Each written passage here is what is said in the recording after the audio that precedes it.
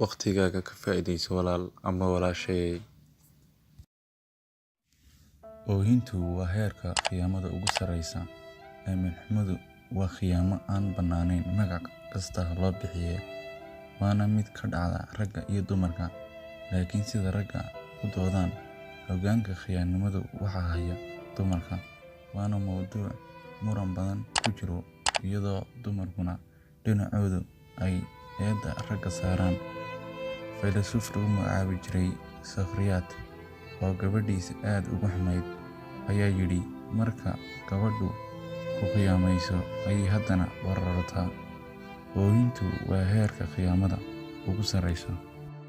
Sidaa awgeed ma jiro halka raggu gaadhaan falsafad kale ayaa iyaduna ay tiri khiyaamadu waaba damac ay leeyihiin dumarku.